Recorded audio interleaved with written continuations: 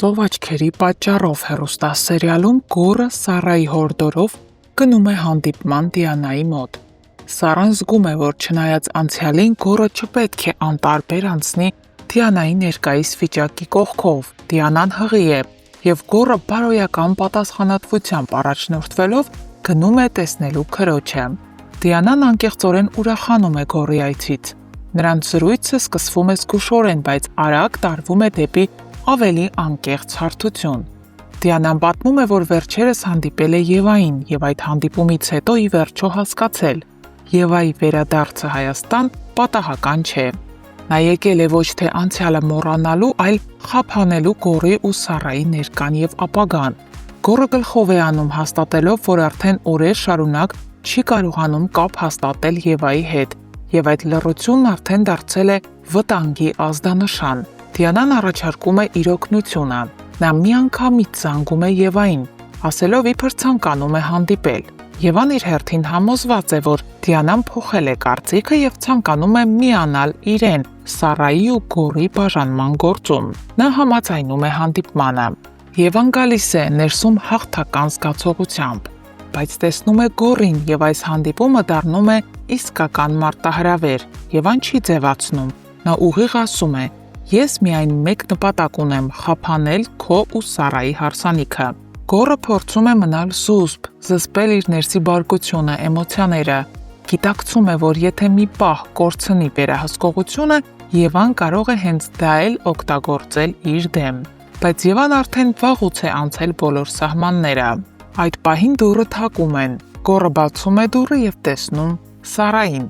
Իսկ Եվան դիտավորությամբ իջեցնում է վերնաշապիկը, իբր պատահական շարժումով։ Նրան լիովին բավարար է, որ ներս մտնող մարդը տեսնելով այս պատկերը կատարի իր իսկ նախապես գծված եզրահանգումը։ Սարան մտնում է ներս և առաջին բանը, որ նկատում է, Եվան թեթև հագուստով։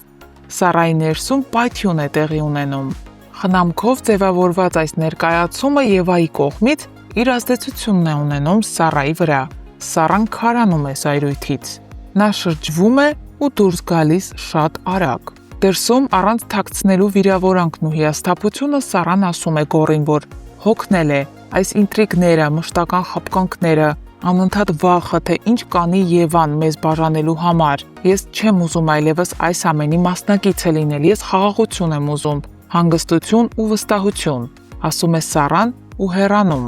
Եվ ինչպես մի քանի անգամ արդեն եղել է, սերը կրկին կանգնում է փորձության առաջ, այս անգամ առավել խորքային ու վտանգավոր։ Հարգելի հետևորդներ, այսքանից հետո ինչպես կվարվի գոռը Եվայի հետ, որպեսզի նրան սաստի, գրեք մեկնաբանություն։ Այսինքն հենց նոր դու Հենց նոր ես քեզ էի փորձում։ Լսի դու քեզ ում տեղն ես դրել։ Ինչ է նշանակում փորձում էի։ Չեմ կարող։ Աղաս մոժը խմի։ Վայ, ճիշտ անում։ Ճիշտ անում։ Գրացի։ Ասենք հիմա ես ինչ ասեմ ես մարդուն։ Թափտուն ամենը։ Ամենաշատը մեր սերիալի մեջ գիտեք ես ինչն եմ սիրում։ Որ օրինակ, եթե ես նկարահանման պետք է լինեմ ժամը 10-ին, ես տանից դուրս եմ գալիս 9:55 ու չեմ ուշանում։ Որովհետև նկարահանման բոլոր հրապարակները, գրեթե բոլոր, բացի Վահեի տան location-ից, բոլորը գտնվում են մեր տանը շատ мод։ Ու 5 րոպեում ես կարող եմ հասնել յուրաքանչյուր location։ Я выиграла эту жизнь. Շնորհակալություն այսքանը։ Давай. Ես լավ գործընկերուհի ունեմ, չեք կարա պատկերացնեք։ Կարանք մի անգամ մենք էլ քո ստորի մեջ հայտնվենք։ Իհարկե Արսեն ջան։ Բարև բոլորին։ Դուք հասկանում եք ձեզ հենց նորով բարևեց։ Նոնաս update եղավ շատ արագ։ Տեքստը դարձավ փոխար։ Այս մեկի մեջ էլ կարանք հայտնվենք։ Այս մեկի մեջ էլ կար։ Սազում անոն քեզ, բայց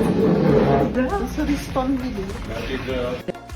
Այս հարցը շատ եք գրել, պատասխանեմ։ Ոչ, ես ապրում եմ Երևանում սեպտեմբեր ամսից սկսած։ Ու ինչ է ստացվել, որ փաստորեն միաժամանակ աշխատում եմ երկու քաղաքում՝ եւ Վանաձորում եւ Երևանում։ Ես, քանի որ թատրոնից դուրս չեմ եկել, աշխատանքից դուրս չեմ եկել, ամսվա մեջ մի քանի անգամ գնում եմ Վանաձոր, փորձ եմ անում, հաջորդ օրը խաղում ու գումարած դրան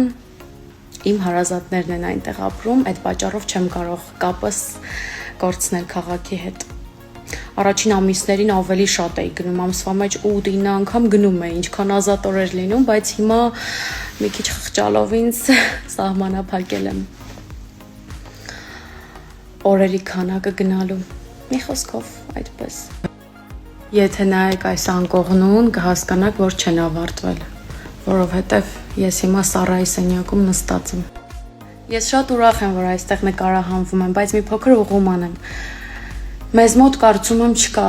գլխավոր կամ երկրորդական կերպար, որովհետև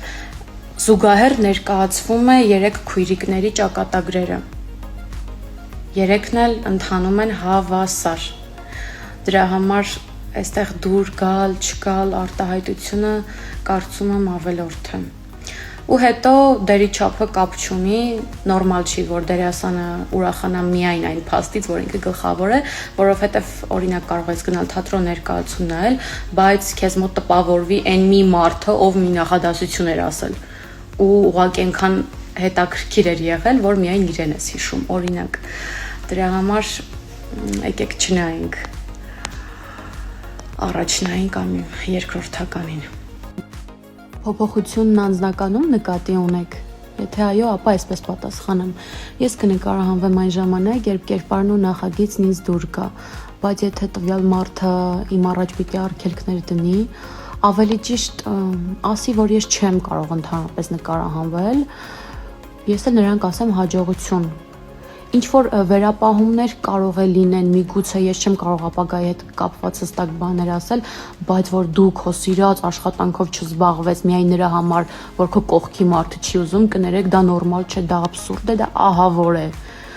Ինչու է նա եկել ու ուզում քեզ փոխել։ Ես միգուցե շատ խորացա ձեր հարցի մեջ, բայց գիտեմ, որ անձնական նկատի ունեիք։ Եթե ինչ-որ ստանդարտներ ունի, որոնց դու չես համապատասխանում, մոլորակում այնքան մարդ կա, այնքան տեսակի, թող նրանց մեջից գտնի, բայց դուք չփոխվեք, ձեր երազանքները մի կողմ չդնեք, այս խորհուրդս էլ ձեզ չհարմարվեք նման պայմաններին։